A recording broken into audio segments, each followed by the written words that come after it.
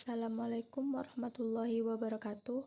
Perkenalkan, nama saya Nur Zakiyah, NIM 1914030025. Di sini saya akan mempresentasikan materi saya mengenai arti penting studi kelayakan pasar. Walaupun penilaian peluang pasar bagi usaha baru cenderung memakan waktu, tugas yang rumit, sangat diperlukan studi kelayakan pasar daripada terjun langsung ke dalam usaha baru tanpa persiapan terlebih dahulu. Di sini ada beberapa aspek. Yang pertama, aspek yuridis. Bagi pemilik usaha, evaluasi ini berguna untuk kelangsungan usaha serta dalam rangka meyakinkan para kreditur dan investor bahwa usaha yang akan dilakukan tidak menyimpang dari aturan yang berlaku.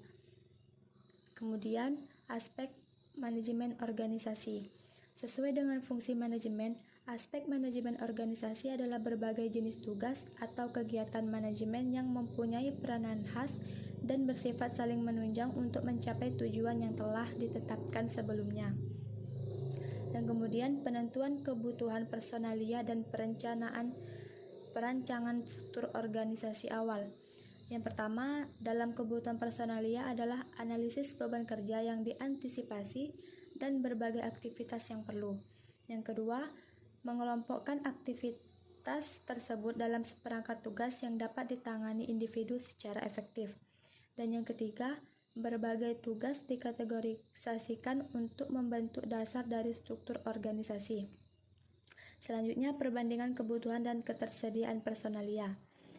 Wirausahawan juga menghadapi masalah dalam penempatan staf bisnis baru. Kemampuan dari orang-orang yang telah ada di perusahaan cenderung terlalu diperhatikan dan kesulitan menarik orang-orang baru dengan keterampilan yang dibutuhkan cenderung diabaikan. Orang-orang berkemampuan yang telah menunjukkan kemampuan mereka tidak mudah untuk dibujuk bergabung dengan organisasi baru dengan masa depan yang tidak pasti. Wirausahawan juga tidak menyadari bahwa karyawan-karyawan sering tidak mempunyai komitmen yang sama tingginya kepada perusahaan sebagaimana halnya para pemilik. Mereka tidak ingin terlibat dalam jam-jam panjang dan kerja pada akhir minggu yang merupakan bagian normal dari kehidupan wirausahawan. Lebih banyak orang yang dibutuhkan untuk mengerjakan pekerjaan organisasi daripada yang ditunjuk dalam perencanaan personalia. Selanjutnya, aspek lingkungan. Pertumbuhan dan perkembangan perusahaan tidak dapat dilepaskan dari lingkungan sekitarnya.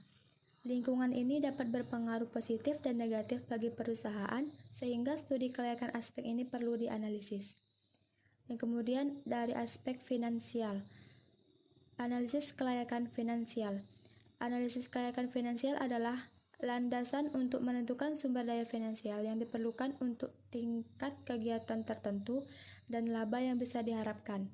Kebutuhan finansial dan pengembalian atau return bisa sangat berbeda, bergantung pada pemilihan alternatif yang ada bagi sebagian besar ventura baru. Contohnya, komponen produk baru perlu dibuat di ruangan. Hal ini memerlukan investasi pada mesin produk dan mungkin juga bangunan. Sebaliknya, pembuatan produk baru dapat disubkontrakkan kepada penyuplai di luar. Kemudian, kebutuhan finansial total.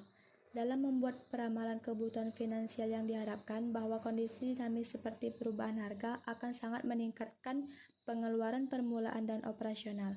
Demikian pula, ketika perusahaan berkembang memerlukan lebih banyak kas untuk menutupi investasi persediaan dan aset tetap serta mengalami kesenjangan dalam mengumpulkan piutang yang semakin besar. Selanjutnya, analisis persaingan. Di sini ada dua, yaitu persaingan dan pendekatan dalam menganalisis persaingan.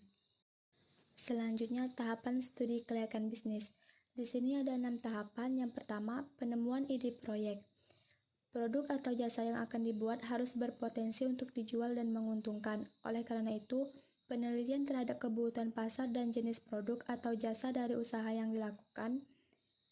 Penelitian jenis produk dapat dilakukan dengan kriteria bahwa suatu produk atau jasa dibuat untuk memenuhi kebutuhan pasar yang belum terpenuhi dan memenuhi kebutuhan pelanggan. Yang kedua, tahap penelitian. Setelah ide-ide proyek dipilih, selanjutnya dilakukan penelitian yang lebih mendalam dengan menggunakan metode ilmiah. Proses itu dimulai dengan mengumpulkan data, lalu mengolah data dengan memasukkan teori-teori yang relevan, menganalisis dan menginterpretasi hasil pengolahan data dengan alat-alat analisis yang sesuai.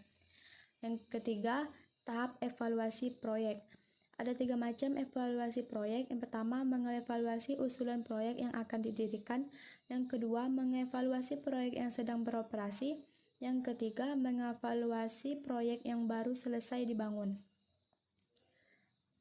Tahap yang keempat, yaitu tahap pengurutan usulan yang layak. Jika terdapat lebih dari satu usulan proyek bisnis yang dianggap layak, tetapi manajemen memiliki keterbatasan untuk merealisasikan semua proyek tersebut, perlu dilakukan pemilihan proyek yang dianggap paling penting untuk direalisasikan. Tahap selanjutnya yaitu tahap rencana pelaksanaan proyek bisnis.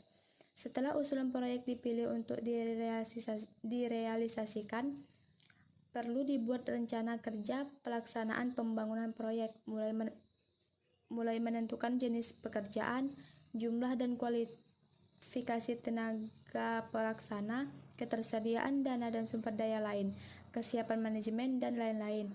Tahap yang terakhir yaitu tahap pelaksanaan.